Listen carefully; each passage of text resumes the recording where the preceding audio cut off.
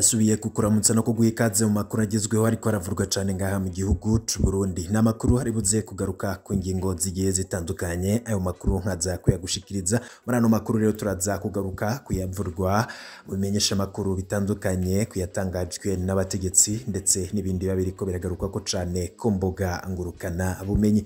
Sangwa ikaze rero fyonda kuri subscribe kugira igihe cyose dushize ko inkuru uraje uba mu bambere bashikirwa n'amakuru n'ibiganiro mwene nk'ibi tuba turiko turagushikiriza. Mu ntara ya Cibitoke muri komine Buganda hari abagabo batatu bafashwe bariko barashira uburozi acide mw'ifu y'imyumbati abantu bapfungura. Turaza kugaruka kuri abo bagabo batatu bafashwe ndetse turabe n'iryo bara bari bahejeje gukora. Abanywanyi b'umugambwe CNL bishwe. Amakuru rero dufise nuko bitegekanijwe ko uno musi ariho hashingurwa inyankamugayo Auguste Matata ndetse na Inosa barutwa nayo baherutse gusanda babivuye ku mahiri bakubiswe mwiperereza. Turaza kubigaruka ko navyo twabateguriye muri ano makuru ndetse n'ayandi makuru yose avurwa hirya no umukuru w'igihugu Evaristo Ndayishimiye yatangaje ko hari amwe mu mashira hamwe leta ifisemwo imitahe ashobora kugagwa. Ayo mashira hamwe na yahe turaza kubimenya muri ano makuru, twumve n'ivyo umukuru w'igihugu yavuze kuri amwe mu mashira hamwe harimwo nka Onatel ndetse n'ayandi yose.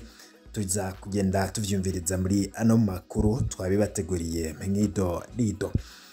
Sabwi ikaze rero banywanyi bacu, reka ano makuru yacu tuyatangurire ku nkuru iciye ku masonga. Bitegekanijwe ko uno musi ariho hashingurwa inyankamugayo Auguste Matata na Inosa barutwa nayo baherutse gusanda babivuye ku mahiri bakubiswe mwiperereza. Auguste Matata yahagaritswe ku wa 16 Munyonyo mwaka w'2021 yarakuwe i Buringa muri komine Gihanga ho mu ntara ya Bubanza, araborezwa igufa bimwe vy'akamaramaza mwiperereza i Bujumbura bimuviramwo rero gusinzikara aca asandabira mu bitaro Clinique Prince Louis Rwagasore ari ku wa 15 Kigarama umwaka w'2021. Nayo Inosa barutwa nayo yahagaritswe ku wa 16 Munyonyo mwaka w'2021 ni ku mutumba wa Kivumu ho muri komine Matongo ho mu ntara ya Kayanza, aja gufungirwa mu gashoka komine Matongo. Bukeye rero akaba yarajanywe n'umukuru w'iperereza mu ntara ya Kayanza Leonard Ngendakumana amujana mu iperereza mu Kayanza aho yabarijwe igufa bidasanzwe. Mu nyuma yajanywe mu bitaro vya Kayanza ari indembe, abisohorwamwo atarakira ajanwa mu iperereza Bujumbura aho yamaze iminsi atariko aravurwa. Nayo kuwa 4 Kigarama umwaka w'2021 abiwe bakaba barahamagawe na Mustaneri Alice Nsabiyumva wa Matongo ngo nibaje gutora ikiziga i Bujumbura. Indwi hafi zitatu zari ziheze abiwe batararonka ikiziga ca Inosa barutwa nayo. Ico kiziga cari kibaze iyo minsi yose mu buruhukiro bw'ibitaro vya Clinique Prince Louis Rwagasore. Umukozi w'iperereza Gerard Ndayisenga akaba yarahagaritswe ajanwa mu mpimba avugwa mu byo guhohotera Auguste Matata, ariko sibo wenyine yamuboreje igufa. Leonard Ngendakumana yishe urubozo Inosa barutwa nayo na uriko aramukomakoma. Auguste Matata na Inosa barutwa nayo bose n'abanywanyi b'umugambwe CNL. Turahojeje kandi imiryango y'abahisi be n'abanywanyi ba CNL. Bikaba bitegekanijwe ko uno musi ariho rero izo nyankamugayo Auguste Matata na Inosa barutwa nayo bari gushingurwa kuri uno munsi. Nari nabikubwiye mu makuru tuyatangura ko hari abagabo batatu bafatanywe uburozi mu Cibitoke muri komine ya Buganda. Abagabo bane bafashwe ubu bakaba bariko babazwa n'igipolisi inyuma yaho bafatanywe acide ubumara bwica babusize mu biro birenga 100 vy'ifu y'imyumbati. Aho rero akaba ari kw'isoko. Ivyo rero bikaba vyabereye kw'isoko yo muri zone Gasenyi na komine Buganda mu ntara ya Cibitoke. Abo bagabo rero bakaba bariko basambishwa babaza ivyo bakoze. Mu yandi makuru nkuko nari nabikubwiye, umukuru w'igihugu avuga ko mu mwaka buca utangura agiye guhagurukira amashirahamwe leta ifisemwo imitahe co kimwe nayo gutumatumanako. Avuga ko kuva ubu amashirahamwe yose leta ifisemwo imitahe, ikigo OBR gitegerezwa kumenya amahera ayo mashirahamwe yinjiza nayo yunguka. Hanyuma Evaristo Ndayishimiye akabashimika cane ku mahera atozwa ku bitaro mu kuvura abantu, consultation n'ibindi. Avuga ko atawumenya irengero ryayo kandi yose yategerezwa kwinjira mu kigega c'igihugu. Nico kimwe rero nayinjira mu makomine ba mustanteri bagiza yabo n'amashirahamwe yo gutumatumanako Rumiteri, Econet, Rewo, Telecom Smart. Umukuru w'igihugu akaba ayagiriza ko ahingura umuyaga w'u Burundi hanyuma akawugurisha ku barundi amahera y'umurengera, ariko ugasanga amahera bariha ku matagisi n'amakori n'intica ntikize, ndetse ugasanga nta n'imigambi y'iterambere bakora ngo bapfume baha akazi abanyagihugu.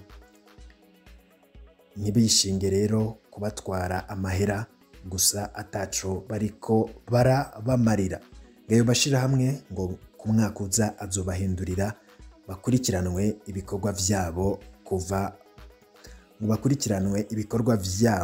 kuva bemererwa nico bamaze gukorera igihugu mu iterambere, ngo kuko nta na rimwe muri yo ritarisubiza ayo byatanguje.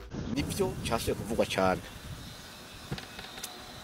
ariko nsubiye inyuma gato, imbere yuko haba amatora y'ibihumbi 2015 n'imbere yuko haba kudeta yapfuvye, sinzi ko muvyibuka, ico kintu caravuzwe cyane, tugomba kurema abantu mu mitwe yuko hariho akaga kateye mu gihugu kitwa imbonerakure.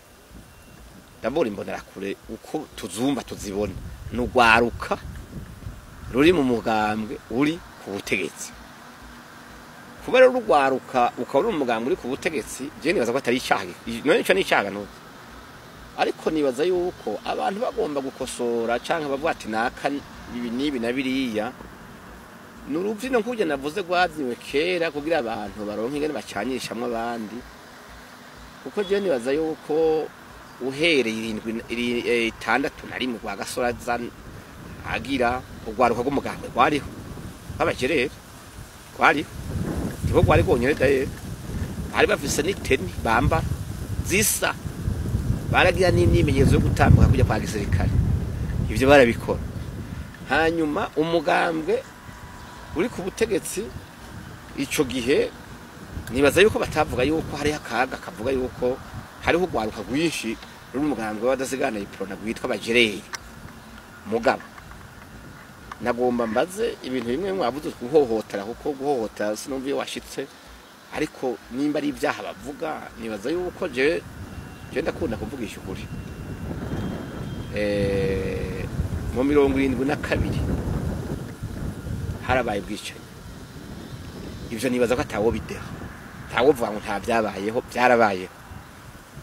Mu 72 abantu barisha abandi, ubutegetsi bwari buhari bwarishe abahutu benshi, twavuye yuko mbere bagomye kuriho nyabwoko. Mugabo ugiye kubaza ingene vyagenze, bakubwira yuko abantu baje kwicwa benshi bashoregwa baboshwe n'abajerere. Iryo kosa sindumva abantu barivuga bavuga ati ugwaruka rw'abanaka warakoze vyaha bingana gutya, amasentara akwiye kurukurikirana, barafutse. Uravyumva? Bo 88 sinzi ko mubize muvyibuka, hari amakomine abiri yasinzikaye yitwa Ntega na Marangara. Ntega na Marangara abantu barapfuye ibihumbi byinshi, abantu b'abahutu bazize ubwoko bwabo. None muri ico gihe wombwira ko bishwa n'imbonerakure, sitse aho ivyo barafutse umenga nta cyabaye. Duce tuduga muri 93 hariho abantu je nibaza yuko babigira nibigira nka sino vuga ngo kutabimenya cyane kutabyumva. Mugabo muri 93 harapfuye abantu, abatutsi batari bake n'abahutu batari bake. none kiya gihe wombwira ngo bishwe nani? Abantu benshi baravuga yuko ari fraude, sibyo? Kandi mu by'ukuri abafraude bo barimwe babigizemo uruhara. Mugabo mwicanyi wa mbere yisha abantu yatumije ibintu byose biba nuwishe umukuru w'igihugu, kuko yarabizi ko bijya biteza guca bikurikira. Muri ico gihe rero ntushobora kumbwira ingene abantu bafashe umukuru w'igihugu bakamwica, bakica igice cya leta yose, bakica umukuru w'inama nshingamateka, bakica umukuru w'inama mpuzamakungu, bakica abantu, ugaca uvuga ngo ivyo nakamizwe n'ingoma ngo bazoca bahora abantu, ntibishoboka. Hanyuma ugaca uvuga ngo iyo dosiye ntivyuke fuka. Ubwo so ubwicanyi bwabaye no tubugeza kuri kangahe bwinshi, urabyumva? Hanyuma tuduke gatoya muri 98 9 gutyo, muribuka yuko ico gihe hatwara umukuru w'igihugu yitwa ntibantunganya umenga sinibuka neza, nibuka we sinzi imyaka ufise magabo, nibuka yuko ico gihe habaye greve generale y'amashuri yose ya secondaire mu Burundi. Abantu barahagarika ivyigwa. Ico gihe abanyepolitike babicishije muri sendika yitwa Konapesi, niyo yatwara sendika y'abigisha. Abigisha bose barazinga ibikoresho, babikingwa baja he muhira, bavuga ibintu byabo bya sendika. Mugabo mu nyuma twasanze yari politike. Kubera iki? Haciye hatangura kuba ingendo z'abarongoye abandi bari mu nzego zikomakomeye, guhera ko ari premier ministre n'abashikiranganje bamwe bagenda bagendera abanyeshuri bari mu buraro ku mashuri, uravyumva? Bakababwira ibya politike ngene bimeze, isino kwigwa ndasubira mu bintu bigi bavuga mugani byinshi. Hanyuma ndibuka yuko muri ico gihe abari barongoye abandi ku mashuri hashi badutanguza ibintu bimeze nk'imyimenyerezo ya gisirikare. Twava kunywa icyayi mu gitondo, urukato ruratanguye. Cyaho niga ahantu bita Kiganda, tukiruka kuva Kiganda tugaca kuri Mucece, tukajabukanya byamo, tugenda turavyina indirimbo zo gutuka umukuru w'igihugu. Ivyo ndavyibuka. Mu nyuma zaho haca haba ikintu cyitwa pa amasekanya, siniko mucibuka neza. Pa amasekanya mu bisanzwe ibikorwa yakora yari imyimenyerezo ya gisirikare, yabera hamurukina ngaha. Ndibuka ko twe twagiyeyo tuvuye hehe kwishuri Kiganda.